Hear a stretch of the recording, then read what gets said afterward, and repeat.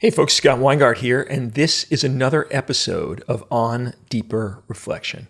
Today, we're going to do the first episode in a multi-part series in which I take our UnBurnable course and break down each of the sessions briefly to discuss what we actually do in that part of the course. Now, obviously, I want you to sign up for the UnBurnable course in full. I'm not going to be going in extensive detail about all the stuff that comes in that course. The UnBurnable course is a course to take care of people that are already burning out in their clinical career or are just worried they may get to the point where they're going to burn out and want to do some preventative maintenance to avoid that ever happening. We've run this course 3 times already. I personally think it's fantastic. All of the participants who have given us feedback think it's fantastic. It is September 16th, 2025 is the next cohort, and it may be the last cohort because if we don't get a huge turnout, then we might actually change it to an asynchronous course. So if you want to do it in person, now is the time. And so I'm going to take you through session by session what we actually do. And this first one is on inner voice.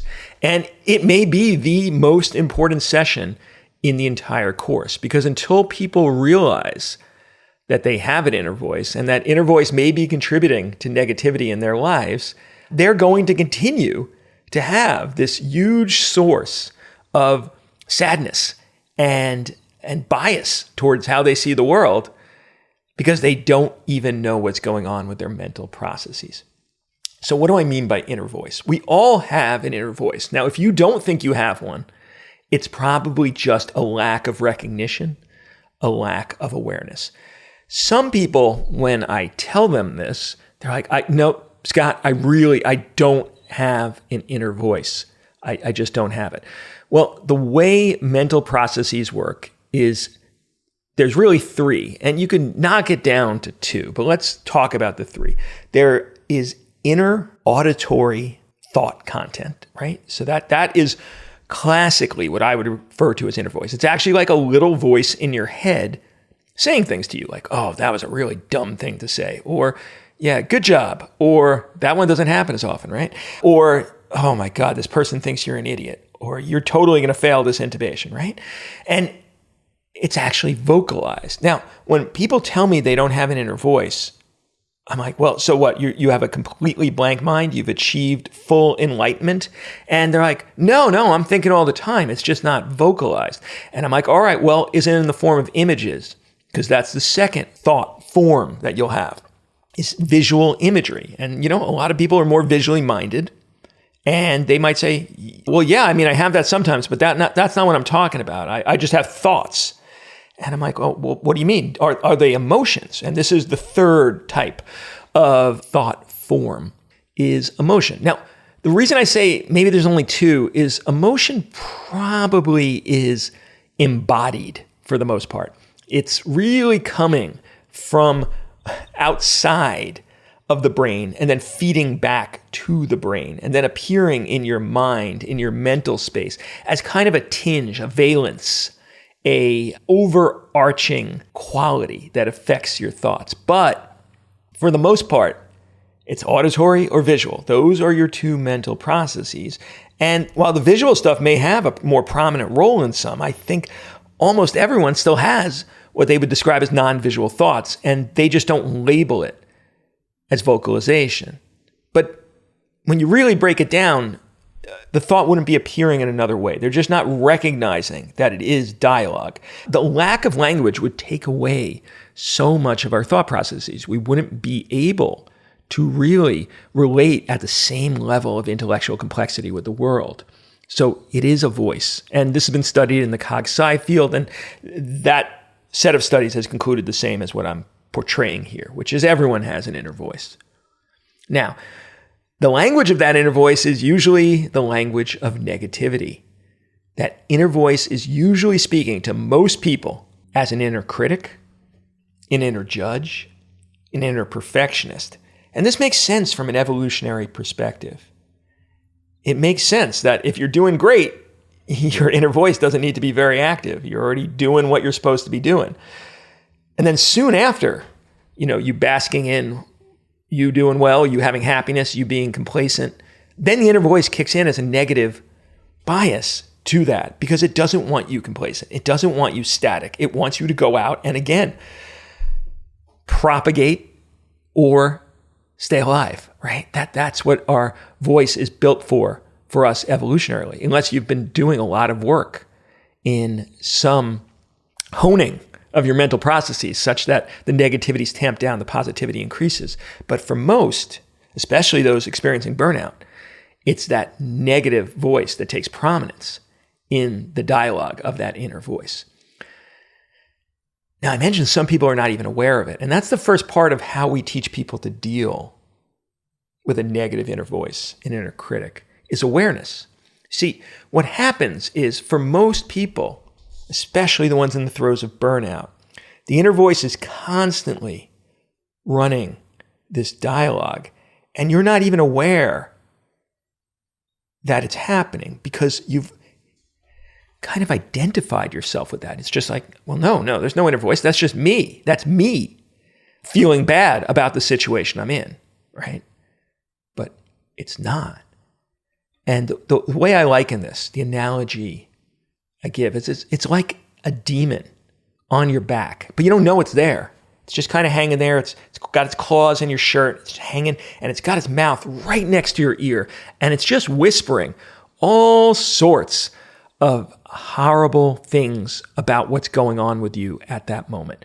This job sucks. Everyone around you is a pack of assholes, and it's just whispering. And you're hearing this, but you're not realizing that there's a demon on your back who's doing it. And you're just like, wow, I must really hate this job. I must hate the people around me. I must hate these patients because my mind keeps saying all of these negative things. Or you might even not realize your mind is saying these things. I'm feeling all of these things. This job must suck. The people around me must be horrible because that's what is in my mental space.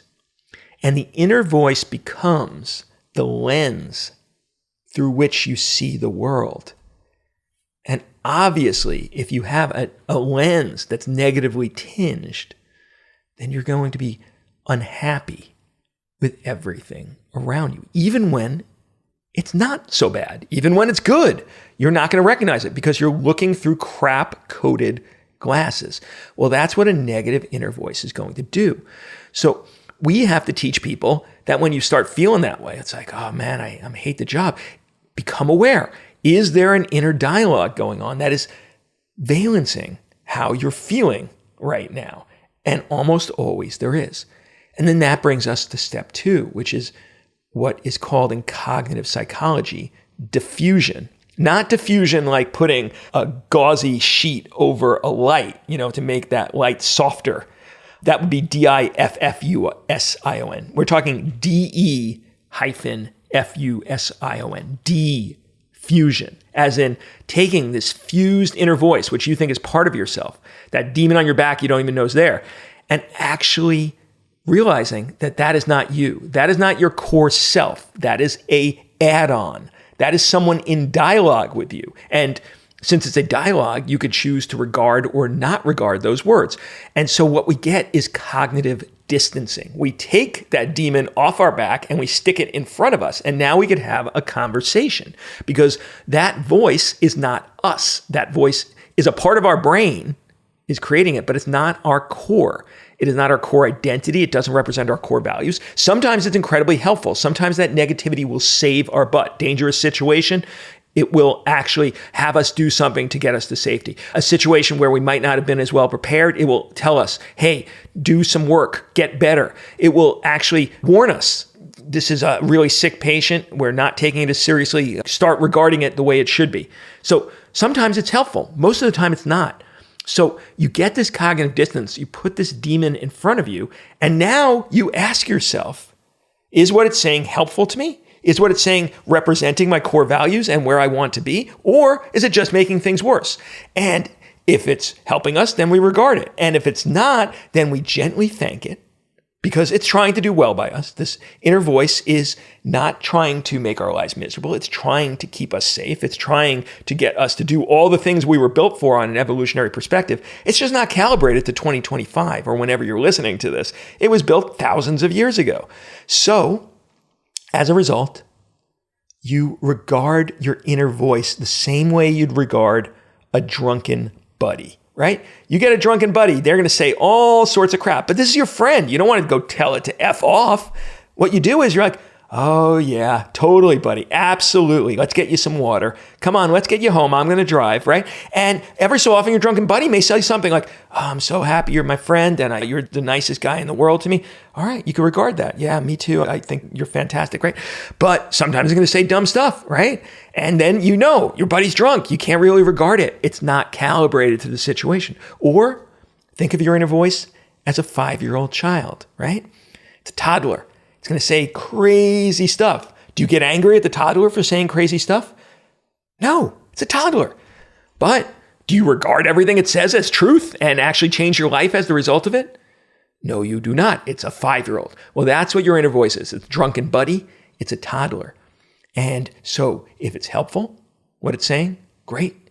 If it's not, then don't regard it. Thank it because it's trying to do well by you and say, oh, okay, but I'm going to actually do this. But thank you. Thank you for that opinion. I understand why you were saying it. I really appreciate it, right? Now, the lens through which you see the world becomes different. Your vision of the job becomes unclouded by the tinging of this negative voice, negative critic. And so all of a sudden, you might actually see the good in the course of your shift. Burnt out people have inner critics, inner voices that are so incredibly loud and so incredibly negative that it's impossible for them to see the good in their job. It's impossible to see the good in the people around them. So that's why we've made this the foundation of the entire UnBurnable course. We'll stop there. If you're interested in the course, UnBurnable, as in can't be burned, UnBurnable course, all one word, unburnablecourse.com, or just check out the show notes for this episode. This has been Scott Weingart for the On Deeper Reflection podcast saying bye-bye.